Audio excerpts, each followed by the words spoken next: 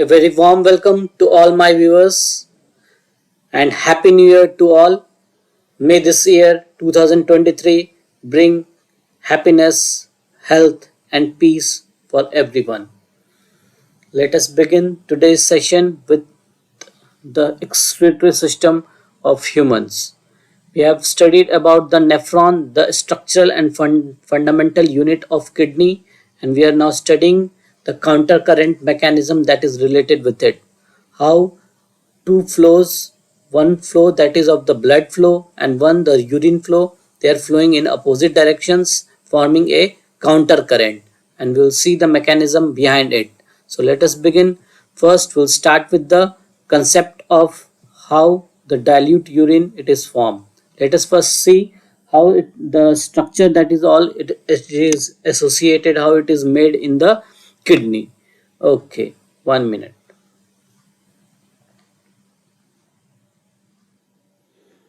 So the kidney it is made up of unit of nephrons. Let me draw the diagram.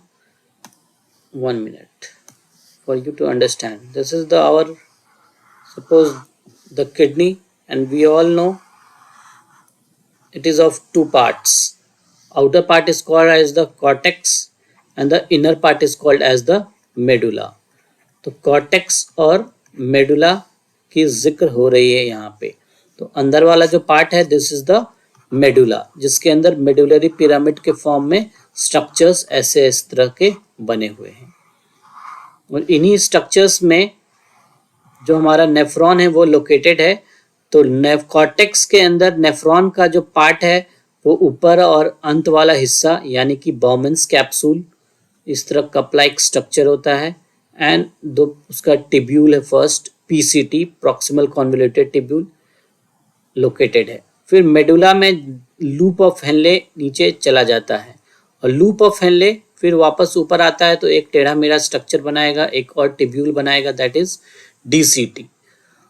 और फिर उसके बाद वो वापस कलेक्टिंग डक्ट में वेरियस सारे नेफ्रॉन्स कलेक्टिंग टिब्यूल में कलेक्टिंग डक्ट या कलेक्टिंग टिब्यूल के अंदर अपना यूरिन का स्लो फॉर्मेशन को अपना स्टार्ट कर देगा. सारा सब लोग इसी में अपना मतलब नाला एक है, सब लोग इसी में अपना कंट्रीब्यूशन कर करके ये सपोज निकल जाएगा. तो यहाँ पे जो माइनर कैलिक्स होता है माइनर कैलिक्स में आएगा, फिर मेजर कैलिक्स में आएगा और मेजर कैलिक्स से फिर रीनल पेल्विस और यहाँ पे यूरेटर होता है. फिर यूरेटर से होता हुआ फिर वो नीचे यूरिनरी ब्लैडर में चला जाएगा और फिर यूरेथ्रा के माध्यम से बॉडी से निकल जाएगा. तो यूरिनरी ब्लैडर हो गया ये. तो इस तरह से इसका लोकेशन है. This is the ureter. तो इस तरह कैसे ये हम लोग यूरिन फॉर्मेशन है ये सब के बारे में स्टडी किया. तो इसका ये जो लोकेशन है हम लोग जनरली जब भी ब्लड यहाँ पे ब्लड वगैरह प्रेजेंट होता है, जो ब्लड वेसल्स है ब्लड से ही यूरिन बनता है. तो ब्लड तो आ रहा है इसके अंदर जो अप्रोक्सीमेटली कितना एंट्री ले रहा है टोटल, तो ब्लड के अंदर 1100 से 1200 ml ब्लड जा रहा है और ब्लड नीचे छन के कितना जाता है 125 ml है ना, पर मिनट की बात हो रही है, पर मिनट. इस हिसाब से 125 ml पर हिसाब से तो करीब बहुत 180 लीटर पर डे यूरिन हो जाएगा. 180 litre per day urine, but ऐसा तो होता नहीं है ना. अप्रोक्सीमेटली कितना होता है 1.5 लीटर. तो इतना कंसंट्रेट करना है, इतना पानी इसमें जो नीचे चला गया, पानी जो इसके नीचे बह गया है बॉबन्स कैप्सूल से यानी कि नेफ्रॉन के पहला पार्ट में इतना ज़्यादा पानी निकल गया है ना, दे दिया, तो ब्लड में वापस लाना होगा. तो इसीलिए बहुत सारे रीअब्जॉर्प्शन करना होता है ताकि यूरिन का फॉर्मेशन कम हो. तो इसको और कंसंट्रेशन वगैरह में मदद करने के लिए, मतलब कि इसको और कंसंट्रेट बनाने के लिए, इतना सारा यूरिन तो बहुत डाइल्यूट है ना, तो इसको कंसंट्रेट बनाने के लिए हमारे अंदर मैकेनिज्म भी प्रेजेंट होता है that is counter current mechanism. ठीक है. तो ये जो स्ट्रक्चर है इसी के बात हो रही है. तो इसके अंदर जो फ्लो कर रहा है एक डायरेक्शन में फ्लो कर रहा है और दूसरा वाला जो डायरेक्शन फ्लो करेगा, एक मिनट, रेड वाला, हाँ रेड वाला, तो ये जो ब्लड वेसल्स नीचे भी आ जाते हैं ना, ब्लड वेसल एक नीचे फ्लो कर रहा होता है, तो इसमें तो ये डायरेक्शन होता है ऐसे. ठीक है. तो यही अपोजिट डायरेक्शन दो, एक यूरिन ऐसे फ्लो कर रहा है, यूरिन तो अपना इस तरीके से फ्लो कर रहा है इस डायरेक्शन में है ना, इधर नीचे और इधर ऊपर यू शेप में ऐसे, और ये यू शेप में उल्टा, इधर से आ रहा है इधर से जा रहा है, तो दोनों अपोजिट डायरेक्शन में है. तो इसके कारण भी काउंटर करेंट मैकेनिज्म में फायदा होगा, वो हम लोग जानेंगे कैसे। और एक पहली बात और एक और चीज जान लेना होगा कि जो हमारा किडनी लोकेटेड है, इसके अंदर जो इंटरस्टिशियम होता है, ये इसका अजबी प्रकार का इसके अंदर कंसंट्रेशन होता है। जैसे कि यहाँ पे एचजेस के पास बाहर की तरफ 300 रहेगा, फिर जैसे अंदर चले जाएंगे 400 होगा, फिर 500 होगा, है ना, फिर धीरे धीरे 1000 हो जाएगा एकदम। और टिप के पास तो जहाँ पे लूप ऑफ हेनले प्रेजेंट होता है वहां पे 1200 होता है, यहाँ पे क्या हो जाता है 1200। ठीक है, और शुरुआत में कितना होता है 300, तो 300 से लेके 1200 होता है। तो इस तरह का कैसे कंसंट्रेशन बना, जनरली हमारे ह्यूमन बॉडी के अंदर कोई भी ब्लड वेसल जा रहा है, यहाँ पे टिश्यूज में कैपिलरीज में ब्रेक डाउन हुआ और फिर वापस आर्टरी वेन बना दिया, तो यहाँ पे जो कंसंट्रेशन होता है 300 ही होता है, 300 मिली ऑस्मोल पर लीटर। इधर भी 300 ऑस्मोल, जो भी इंटरस्टिशियल फ्लूइड में भी 300 मिली ऑस्मोल, सब जगह 300 मिली ऑस्मोल ही प्रेजेंट होता है। बट किडनी में ऐसा क्या हो गया, तो उसके बारे में हम लोग जानेंगे। ठीक है, चलिए पहले तो जान लीजिए कि कैसे डाइल्यूट यूरिन पहले बनता है, नॉर्मल कंसंट्रेशन क्या क्या रहता है, कैसे बना। ठीक है, तो नेफ्रॉन का स्ट्रक्चर बना लीजिए। पहला क्या है, बॉमन्स कैप्सूल। बॉमन्स कैप्सूल हल्का सा पीसीटी है इसमें। फिर उसके बाद लूप ऑफ हेनले प्रेजेंट है। लूप ऑफ हेनले के दो पार्ट्स होते हैं, लूप ऑफ हेनले के दो पार्ट्स होते हैं। लूप ऑफ हेनले में मतलब एक तो नीचे जो जा रहा है वो डिसेंडिंग लिम हो गया, और फिर ऊपर जो जाएगा वो असेंडिंग लिम हो गया। चढ़ाव कर रहा है तो वो असेंडिंग लिम है, फिर वो वापस डिस्टल कॉन्वोल्यूटेड टिब्यूल में बना देगा, और फिर वो अपना जो फिल्ट्रेट है वो कलेक्टिंग टिब्यूल में छोड़ देगा। फिर वहां से जो है वो अपना यूरिन यहाँ से बनेगा, ऐसा यूरिन बन जाएगा। ठीक है, तो ये जनरली जो आप जान लीजिए 300 ml यहाँ पे जो भी ब्लड आया, जो भी यहाँ से ब्लड आया है वो कितना है इसके अंदर 300, है ना। फिर वापस से यही वाला ब्लड घूम के इधर आ गया होता है, ऐसा ऐसा, है ना, ये और भी यही वासा रेक्टा बनाता है। क्यों बनाता है वासा रेक्टा, बनाने की क्या जरूरत पड़ा, वासा रेक्टा बनाने का जरूरत इसलिए पड़ा क्योंकि ऑक्सीजन तो हमको देना है ना, ऑक्सीजन, ये रूप ऑफ एलिमेंट्स को भी ऑक्सीजन चाहिए होगा, तो इनको ऑक्सीजन चाहिए होता है, और ये अपना कार्बन डाइऑक्साइड इसको वापस दे देते हैं। तो कार्बन डाइऑक्साइड लेके वापस जाएगा और ऑक्सीजन लेके जो आएगा, इसके लिए इसको इस तरह का घुमावदार रास्ता वासा रेक्टा को बनाना पड़ता है। तो इस तरह से ये वासा रेक्टा का स्ट्रक्चर को जैसे कंप्लीट कर दी, यही वाला जो स्ट्रक्चर है वो वापस से वासा रेक्टा बनाता है। ठीक है, फिर वो अपना का जो डीऑक्सीजनेटेड ब्लड है वासा रेक्टा लेके चला जाएगा। तो वासा रेक्टा ही वो स्ट्रक्चर है जिसके कारण ये काउंटर करंट मैकेनिज्म वगैरह हुआ। तो vasa recta is also called as counter current exchanger. ठीक है, चलिए तो ये तो बात होगी। अब यूरिन का कंसंट्रेशन पहले जान लीजिए। डाइल्यूट यूरिन जनरली 4 टाइम्स ज़्यादा डाइल्यूट हमारा कंसंट्रेशन हो सकता है। जो 300 हुआ ना, तो 300 हुआ, तो डाइल्यूट यूरिन कितना हो सकता है यहाँ पे, जो भी इसका कंसंट्रेशन है, और इसका 75 यहाँ हो जाएगा, मतलब कम होगा ना, आयंस की संख्या इसमें कम के आसपास हो सकती है। तो जनरली जो भी होता है पीसीटी में भी, जो कॉर्टेक्स में लोकेटेड है, पीसीटी, बॉमन्स कैप्सूल और डीसीटी, यहाँ तक क्या है कॉर्टेक्स बना हुआ है। ठीक है, यहाँ तक कॉर्टेक्स से भल्ला भाई। तो कॉर्टेक्स में तो कितना वैल्यू रहता है भाई 300, कॉर्टेक्स के अंदर 300 वैल्यू रहेगा, और जो मेडुला के अंदर जो वैल्यू है वो उसके अंदर ग्रेडियंट है ना, वो 1200 तक भी जा सकता है। ठीक है ना, उसका रेंज है 300 से लेके 1200 तक। तो कॉर्टेक्स के पास तो चलिए अच्छा है, बॉमन्स कैप्सूल बना हुआ है आपका, पीसीटी है, इसमें भी 300 होगा। फिर दिक्कत यहाँ पे आती है ना, जो इसके अंदर वाटर वगैरह इम्परिमेबल हो, तो वाटर के लिए परमेबल होता है, तो वाटर वगैरह इसमें से निकल जाता है, वाटर निकल जाएगा। तो ये तो एक तरह से फॉर्मेशन हो गया। ठीक है, और फिर दूसरा है कि यहाँ पे बहुत सारे पंप्स लगे रहते हैं। क्या लगे होते हैं, पंप्स, खूब सारा यहाँ पे पंप्स लगा होता है। तो पंप्स के कारण खूब सारा आयंस को वापस ये फेंक देता है, आयंस को वापस फेंक देता है। तो इसलिए यहाँ पे आयंस की संख्या घट जाती, करीब 150 तक आ जाती है। ठीक है, ये सब हम लोगों ने थोड़ा बहुत प्रीवियस क्लास में पढ़ा था, तो याद रखना है। यहाँ तक कंसंट्रेशन ग्रेडियंट बढ़ेगा धीरे धीरे, जो डिसेंडिंग लिम में बढ़ेगा 400, 500, 600, है ना, नीचे तो 1200 हो जाएगा। क्योंकि यहाँ भी 1200 है ना, यहाँ पे मेडुलरी का इंटरस्टिशियल फ्लूइड है ना, तो इंटरस्टिशियल फ्लूइड में मैंने बताया है 300 से लेके 1200 होगा, तो इसी के अनुसार इसके अंदर भी कंसंट्रेशन बढ़ जाता है। तो शुरू में 1200 होगा, फिर ऊपर जाने लगेगा तो खूब सारा आयंस को वापस फेंक देगा। ठीक है, तो सपोज यहाँ के 400 हो गया, यहाँ पे 300 हो गया, तो इस तरह से घटते जाएगा। ठीक है, तो यहाँ तक 150 जो है ना, 150 तक तो फिक्स रहता है, हमेशा बनना ही बनना है कुछ भी हो। इसके बाद हमारा कंडीशनल होता है, अगर कम पानी पिए, अगर खूब सारा पानी पिए तो क्या बनेगा, डाइल्यूट यूरेन, यानी कि बहुत सारा H2O का इनटेक बहुत हुआ। H2O का इनटेक क्या है, हाई है। अगर H2O का इनटेक आपका हाई है, तब तो बहुत आसानी से इसके अंदर जो भी अपना वाटर का एब्जॉर्प्शन की जरूरत ही नहीं है भाई। ब्लड में वाटर की कमी नहीं है, ब्लड अपना पानी ज़्यादा दिमाग नहीं लगाएगा, अपना दो एक्टिवेट नहीं होंगे। दो जो हार्मोन होते हैं, जैसे कि जो ADH होता है, एंटी डाययूरेटिक हार्मोन, और एल्डोस्टेरॉन, ये हमेशा अपनी ओर पानी को खींचते हैं, ब्लड की ओर पानी को खींचते हैं। तो ये ब्लड में पानी की ओर नहीं खींचने देंगे।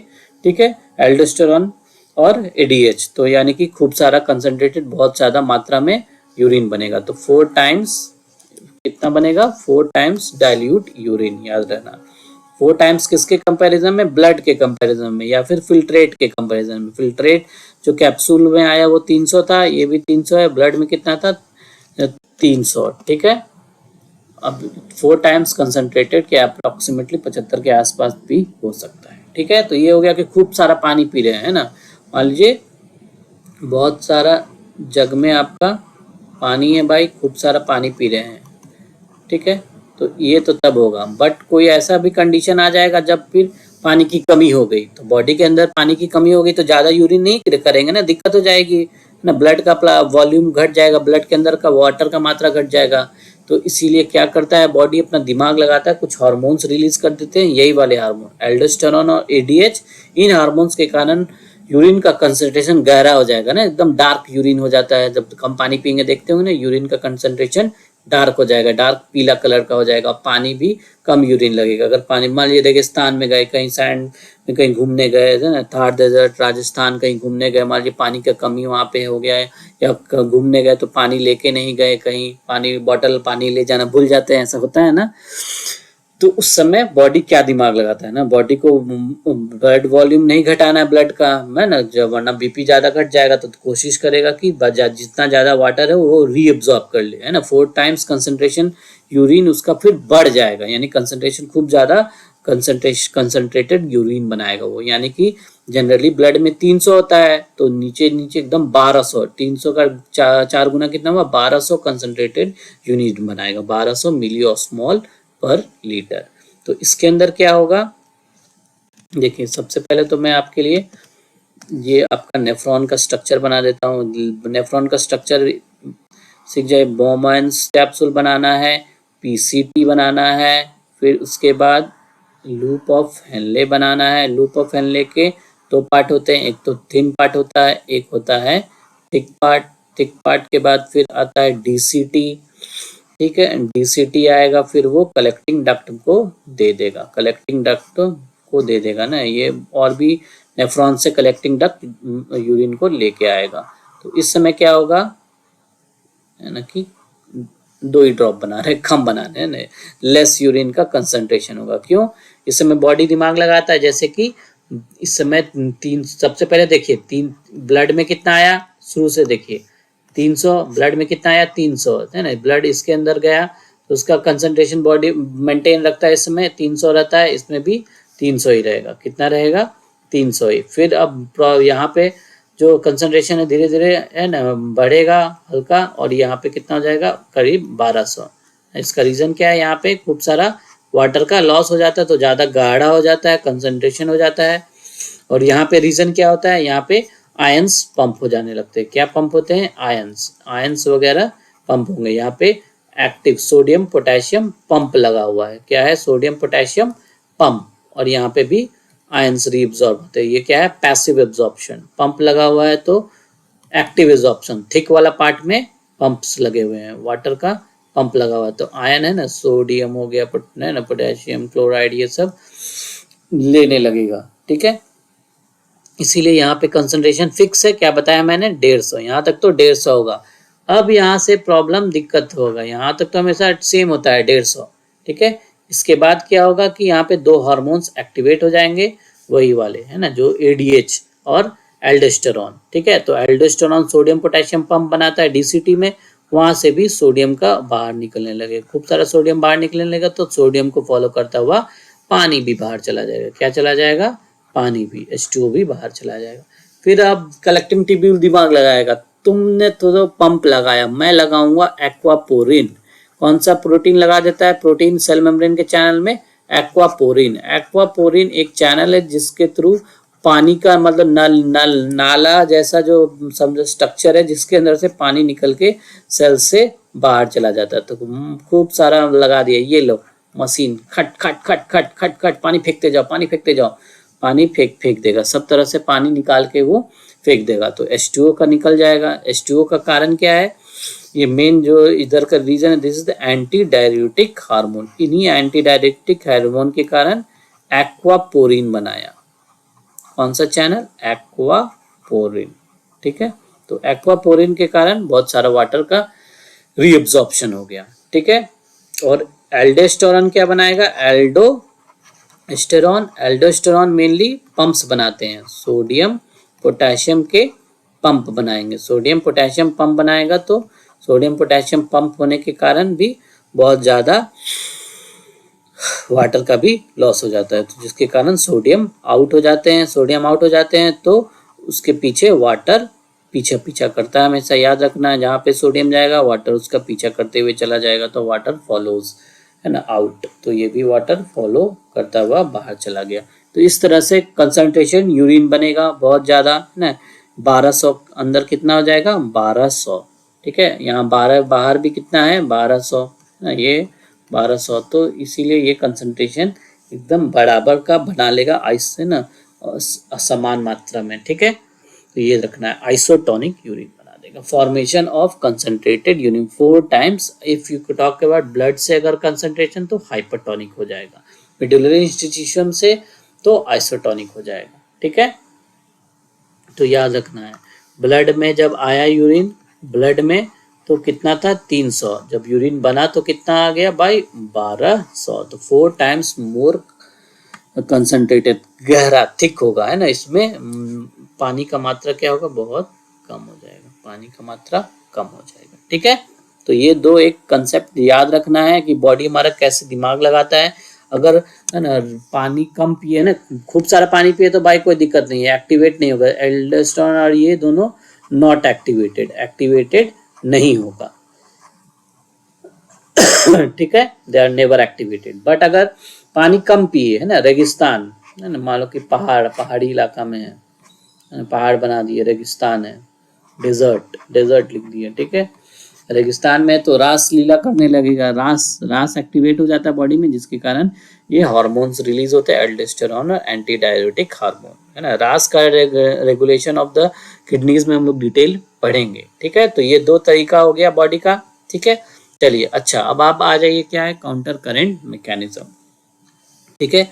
जो हमारा काउंटर करंट मैकेनिज्म है, मेन दो चीज को हमारा एक्सप्लेन करता है। काउंटर करंट मैकेनिज्म दो चीज को एक्सप्लेन करने के लिए ये मैकेनिज्म बना हुआ है, ठीक है। क्या चीज है काउंटर करंट? मतलब कि जैसे कि हम लोग क्यों पढ़ रहे हैं ये मैकेनिज्म, कोई दो चीज का ये आंसर करेगा, जवाब देगा।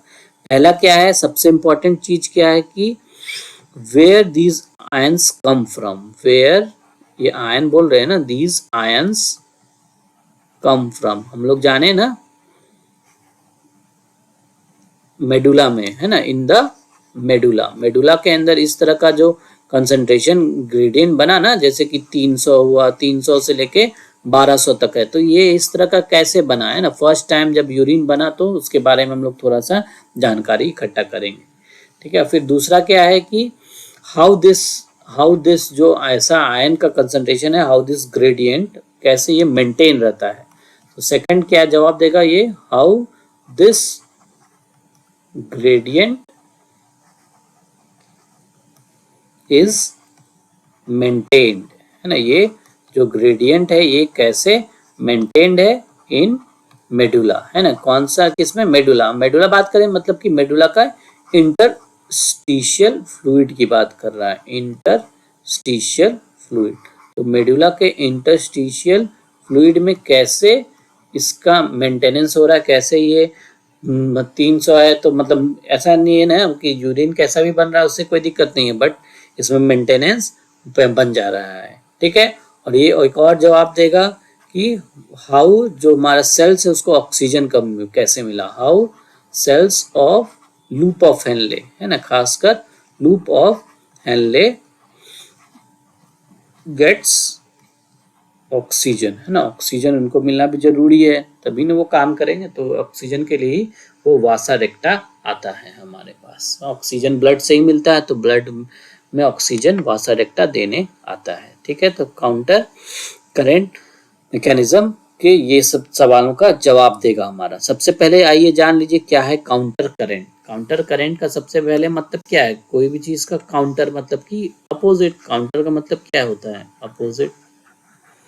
Counter means opposite. करंट का मतलब फ्लो, है ना, बिजली वाला करंट नहीं है। क्या है, फ्लो। फ्लो कर रहा है, तो जैसे कि लूप ऑफ हेनले है हमारा, लूप ऑफ हेनले का थिन पार्ट होता है और थिक पार्ट, है ना। डिसेंडिंग वाला तो एक ही साइज का डायमीटर का होता है, बट असेंडिंग वाला 2 डायमीटर का होता है, एक मोटा है और एक पतला। तो एक थिक पार्ट है, एक थिन पार्ट है, ठीक है। तो हमारा यूरिन का फ्लो कैसा है, यूरिन तो ऐसे फ्लो कर रहा है और फिर इसके ऊपर ऐसे जा रहा है, ठीक है। इसी के चारों ओर वासा रेक्टा प्रेजेंट है, ठीक है, वासा रेक्टा आपका प्रेजेंट है। तो वासा रेक्टा का भी 2 लिम्ब है ना। वासा रेक्टा में ब्लड किधर से आएगा, इधर से आएगा, ठीक है ना। यूरिन किधर से आ रहा है, इधर से आ रहा है, ठीक है ना। जो भी फिल्ट्रेट है ना, बोलोगे यूरिन नहीं, ज्यादा करेक्ट वर्ड क्या है, फिल्ट्रेट। फिल्ट्रेट इधर से आ रहा है और ब्लड किधर से आ रहा है, इस तरफ से, है ना। ब्लड का यानी कि लूप ऑफ हेनले का ये कैसा लिम्ब है जो नीचे जा रहा है, तो ये this is also the descending limb. Descending limb, loop of Henle नहीं, sorry, descending limb of vasa recta. तो वासा रेक्टा का ये डिसेंडिंग लिम्ब है और ये है असेंडिंग लिम्ब, जिसमें कि ब्लड ऊपर की तरफ जा रहा है, ठीक है। तो यही काउंटर करंट डायरेक्शन हो गया, दोनों अपोजिट डायरेक्शन हो गए ना। ये देखिए ब्लू में फिल्ट्रेट वाला इधर जा रहा है और ये कैसा उल्टा उल्टा। टोटल एक तरह से 4 काउंटर करंट है ना। एक तो जो इस यहाँ पे देखिए ये जो बना रहा है एक हो गया, इधर जो बना रहा है जो 2 हो गया, और दोनों एक दूसरे के विपरीत है। यूरिन जो फिल्ट्रेट है वो भी एक दूसरे के विपरीत है, और ब्लड में भी अपना जो यू शेप में दोनों असेंडिंग और डिसेंडिंग दोनों लिम्स अपने आप में एक दूसरे के अपोजिट फ्लो में है। तो इस तरह से 4 प्रकार के काउंटर करेंट्स हमें देखने में मिल रहे, 4 तरह के 4 अपोजिट फ्लोज, 4 अपोजिट फ्लोज। तो 4 अपोजिट फ्लोज हमें देखने को मिल रहा है, ठीक है। पहले तो ये समझ जाइए, ठीक है। तो ये डिसेंडिंग लिम्ब है वासा रेक्टा का, ये वाला क्या है, ascending limb. This is the ascending limb of vasa रेक्टा, ठीक है। तो यही इसके अंदर मूवमेंट हो रहा है, मैकेनिज्म के अंदर क्या होगा, कैसे बन रहा है। तो ये दोनों का हम लोग को जवाब जानना है, कैसे। पहले समझ गए काउंटर करंट कैसा हो रहा है। अब चलिए हम लोग देखते हैं how these ions come from.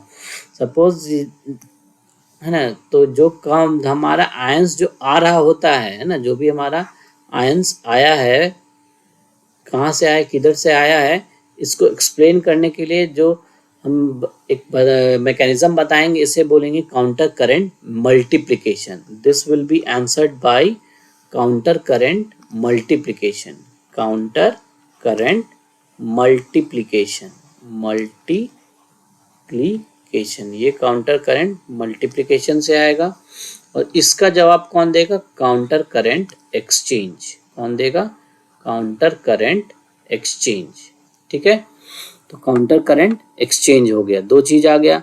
तो अब चलिए काउंटर करंट मल्टीप्लिकेशन के बारे में हम लोग जानते हैं। कैसे, जब जन्म हुआ किसी बच्चे का तब कैसे उसके किडनी में फर्स्ट यूरिन का फॉर्मेशन हुआ। ठीक है, कैसे उसके किडनी में फर्स्ट यूरिन का फॉर्मेशन हुआ आफ्टर बर्थ।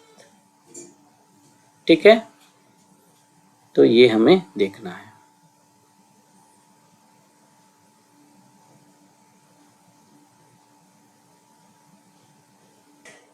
चलिए, काउंटर करंट मैकेनिज्म का हम लोग मल्टीप्लिकेशन का इसमें देख रहे हैं। मल्टीप्लिकेशन कैसे हो रहा है, चाहिए आइए समझते हैं। जो हमारा लूप ऑफ हेनले है, नेफ्रॉन का पार्ट है, तो चाहिए पहले वो नेफ्रॉन का पार्ट हम लोग बना लेते हैं। ये तो नेफ्रॉन का स्ट्रक्चर है, पीसीटी है, फिर लूप ऑफ हेनले है। ठीक है, loop of Henley, loop of Henley का डिसेंडिंग पार्ट, फिर लूप ऑफ हेनले का असेंडिंग पार्ट, इसका थिक पार्ट है, फिर डीसीटी आ गया। डीसीटी आ गया तो फिर it will continue into the collecting tubule. ये डायग्राम तो आप लोग अभी तक समझ गए होंगे।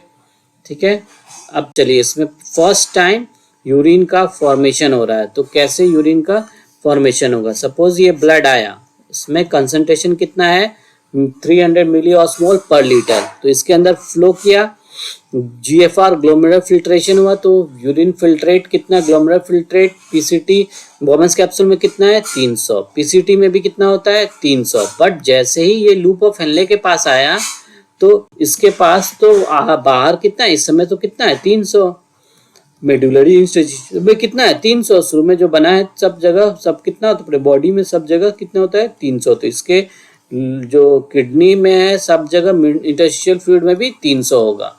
ठीक है, तो फिर जैसे फर्स्ट टाइम आया तो इसमें ये तो परमिएबल है वाटर के लिए, बट इसके पास कोई लालच ही नहीं ना, क्योंकि इसमें भी 300, अंदर भी 300 है, बाहर भी 300 है, तो कोई वाटर का फ्लो नहीं होगा। तो first time there will be no water है ना आउटसाइड, यहाँ पे कोई भी वाटर बाहर नहीं निकलेगा। नो वाटर का रीएब्जॉर्प्शन फर्स्ट टाइम है ना, फर्स्ट टाइम की बात करें तो फर्स्ट टाइम में नहीं होगा, फर्स्ट टाइम में किसी भी वाटर का एब्जॉर्प्शन नहीं होगा, कोई लालच ही नहीं है। और फिर बाहर यहाँ पे क्या है, यहाँ पे जैसे ही आएगा तो प्रॉब्लम तभी आएगा। प्रॉब्लम क्यों आएगा, क्योंकि यहाँ पे पंप्स लगे हुए हैं, सोडियम पोटेशियम के पंप्स लगे हुए हैं। तो सोडियम पोटेशियम के जो पंप्स लगे हुए हैं इसके कारण सोडियम बाहर जाएगा है ना, पोटेशियम अंदर आएगा है ना, सोडियम भी बाहर जाता है, पोटेशियम अंदर आता है, और भी आयंस बाहर जाते हैं, क्लोराइन आयन वगैरह। तो इसके कारण, और ये वाटर के लिए इम्पर्मेबल होता है, तो वाटर तो अंदर ही रह जाता है, तो इसके कारण यहाँ का कंसंट्रेशन गड़बड़ाएगा। तो नीचे वाला जो है जो भी है उसको बहुत सारे आयंस मिलेगा, खूब सारा आयंस मिलेगा, ऊपर में धीरे धीरे धीरे आयंस घट जाएगा। तो सपोज कुछ तो यहाँ पे आयंस की संख्या घटेगी, यहाँ पे हो जाएगी सपोज 300 है ना, तो 300 यहाँ पे है, तो कुछ तो घटेगा ना इसमें, जो बाहर इंटरस्टिशियम है उसमें इस अंदर का इंटरस्टिशियम आयंस घट जाएगा और बाहर का बढ़ जाएगा। तो यहाँ पे बाहर कितना हो जाएगा 320 हो जाएगा, सपोज बाहर हो जाएगा 320। तो फिर ऊपर और जाएगा तो मान लीजिए कुछ कम आयंस हुआ तो सपोज 310 हो गया है ना, और फिर और गया तो 300। ठीक है, तो इस तरह से इंटरस्टिशियम में हल्का सा बदलाव आया। ठीक है, और भी सिर्फ सिमिलरली इसी तरह फ्लो होता गया है ना, सिमिलरली इसी तरह फ्लो होता गया, चेंज होता गया। तो देखिए है ना, लूप ऑफ हेनले मैं वापस से बना दे रहा हूँ अभी है ना, लूप ऑफ हेनले, इसके अंदर भी सोडियम पोटेशियम पंप्स है, पंप्स लगे हुए हैं। फिर से मान लीजिए सेकंड टाइम है ना, इसमें मान लीजिए अब ये फर्स्ट टाइम नहीं, मान लीजिए सेकंड टाइम जो यूरिन फॉर्मेशन हो रहा है, सेकंड मान लीजिए सेकंड टाइम यूरिन उससे बह के गया। ठीक है, जब सेकंड टाइम बहा तो फिर यहाँ पे जब आया यूरिन तो इस तरह का थोड़ा सा यहाँ पे लालच मिला हुआ है, 320 हो गया, सपोज यहाँ 310 हो गया, फिर ऊपर 300 है, तो कुछ तो चेंजेस आया, तो थोड़ा बहुत फिर वाटर इसके अंदर से ऐसे बाहर निकलने का कोशिश करेगा। क्यों, क्योंकि उसके अंदर का भी कंसंट्रेशन ज्यादा, इधर तो इधर ज्यादा लालच है, ज्यादा आयंस है, तो ज्यादा आयंस की तरफ फ्लो करेगा वाटर। तो कोई भी चीनी रख दीजिएगा, हल्का सा पानी डालिएगा, कैसे चीनी वाटर एब्जॉर्ब कर लेता है, सिमिलरली वैसा ही चीज है, यहाँ बाहर कंसंट्रेशन ज्यादा है तो वाटर एब्जॉर्ब करेगा। फिर यहाँ पे पंप लगा हुआ है, तो फिर से सोडियम बाहर निकल जाएगा, सोडियम बाहर निकलेगा, फिर पोटेशियम बाहर निकलेगा, सॉरी पोटेशियम अंदर जाएगा, और भी कुछ आयंस अंदर बाहर निकलेंगे, जैसे कि क्लोराइड आयंस वगैरह हो गए है ना। तो तो इनसे ये सब आयंस फिर वापस निकलेगा, तो फिर यहाँ पर इंटरस्टिशियम को फिर गड़बड़ कर देगा, यहाँ का फिर गड़बड़ा कर देगा। मान लो फिर यहाँ पे सपोज इधर जो भी आयंस ज्यादा फेंकेगा, खूब सारा आयंस फेंकेगा, तो मान लो 400 हो जाएगा, है ना, इधर 350 हो गया, 300 हो गया, ठीक है। तो इसी तरह बढ़ते बढ़ते क्या हो गया, बढ़ते बढ़ते जब फर्स्ट टाइम होगा यूरिन, फिर मान लो फिर थर्ड टाइम हो रहा है ना, मान लो इसी तरह सिमिलरली बढ़ते जा रहा है, थर्ड टाइम होगा तो सिमिलरली यहाँ पे क्या होगा, 300 होगा, मान लो 800 हो गया, है ना, इसी तरह है ना, 800 हो गया, इधर ऊपर क्या हो गया, 700 हो गया। तो ये जो इंटरस्टिशियम का है वो इस तरह से बढ़ते चला जाएगा, क्या हो जाएगा, बढ़ते चला जाएगा, ठीक है। तो यही मैं बता रहा हूँ। तो मान लीजिए आप ये थर्ड टाइम, मान लो कितनी तीसरी बार ऐसा हुआ जन्म के बाद फिर थर्ड टाइम यूरिन का फ्लो हो रहा है, तो इस तरह से ऐसे बना लीजिए वापस से लूप ऑफ हेनले और अंदर का इंटरस्टिशियम में। फिर जैसे ही इस तरह आप कंसंट्रेशन देखिए क्या बना हुआ है, यहाँ पे सपोज अब 400 हो गया है ना, यहाँ 350 है, अब 300, खूब सारा लालच हो जाएगा और ऑटोमेटिक और खूब सारा पानी निकलने लगेगा, पानी निकलने लगेगा, इसमें से H2O बहने लगेगा, पानी और ज़्यादा बहने लगेगा। तो इसी पानी ज़्यादा बहने के कारण, और इस तरफ पंप लगा हुआ है, इधर क्या लगा हुआ है, पंप्स, और सोडियम आयंस बाहर फेंकेगा, और आयंस बाहर फेंकेगा, जितना ज़्यादा बाहर फेंकेगा उतना इसका कंसंट्रेशन बढ़ाते जाएगा। तो सपोज मान लो इधर है ना 800 कर दिया पंप लगने के कारण, है ना, इधर मान लो 700 कर दिया, तो ऊपर फिर मान लो 300 हो गया, ठीक है। तो इस तरह से इसके अंदर अपने आप चेंजेस आने लगेंगे, ठीक है। तो स्लोली स्लोली जो कंसंट्रेशन ग्रेडियंट है वो कैसे बढ़ते जा रहा है ना, नीचे जो इनर साइड है, जो इनर मेडुला है उसके तरफ, इनर मेडुला के तरफ इसका कंसंट्रेशन बढ़ जा रहा है, और जो आउटर मेडुला है, आउटर मेडुला के तरफ कंसंट्रेशन कम है। तो यही इसी का खेल है ना। और ये सब पूरा खेल कब जाके रुकेगा, ये खेल कब जाके रुकेगा, जब ये 800 वाला कितना बन जाएगा, 1200, है ना। यहाँ पे जो लोअर कंसंट्रेशन है यहाँ पे क्या हो जाएगा, इंटरस्टिशियम 1200 हो जाएगा, जो इनर मेडुला का जो इंटरस्टिशियल फ्लूइड है, इंटरस्टिशियल फ्लूइड 12 हो जाएगा, तब इस तरफ से जाके फिर रुक जाएगा। तो इसीलिए ये जो कंसंट्रेशन है, ये जो फॉर्मेशन है, ये जो ग्रेडियंट है 300 से लेके 1200 तक इस तरह बनता है, ठीक है। क्यों, इसका रीजंस क्या है, रीजंस इसका 2 रीजन हुआ, ठीक है। 2 रीजन क्या हुआ, एक तो ऐसा पंप बना हुआ है, एक तो क्या है, सोडियम पोटेशियम जो पंप बना हुआ है, पंप के कारण जो असेंडिंग लिम्ब में हमारा पंप बना हुआ है उसके कारण ऐसा चीज हुआ। और फिर दूसरा क्या है, उसी के कारण वाटर का रीअब्जॉर्प्शन हो रहा है असेंडिंग लिम्ब, डिसेंडिंग लिम्ब में, ठीक है, वाटर का रीअब्जॉर्प्शन हो रहा है इन द डिसेंडिंग लिम्ब, ठीक है। तो ये जो 1 और 2 मार्क किया है, देखिए ना, ये वाटर के लिए, वाटर वाला क्या है, सेकंड मार्क कर दिया है, और जो सोडियम इसके अंदर जो पंप्स लगे हैं, सोडियम पोटेशियम पंप लगा हुआ है, दिस इज द नंबर 1।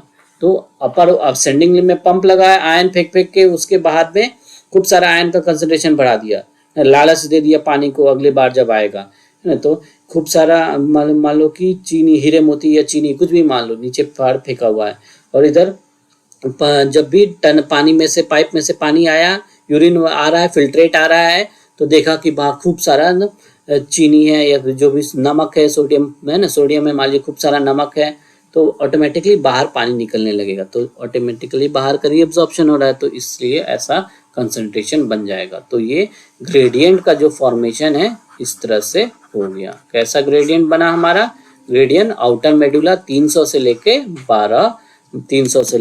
1200 तक कंसंट्रेशन बन गया, ठीक है। तो दिस इज द रीजन, हमारा काउंटर करंट मैकेनिज्म का पहला पार्ट हो गया। ये क्या है, काउंटर करंट मैकेनिज्म का मल्टीप्लिकेशन हो गया, मल्टीप्लाई हो गया, मिला उसको कितना ब्लड से 300, और बना दिया वो मेडुला में कितना 1200, ठीक है। तो यहाँ तक हम लोग आज देखते हैं, फिर नेक्स्ट क्लास में will see the second part, that is the counter current exchange.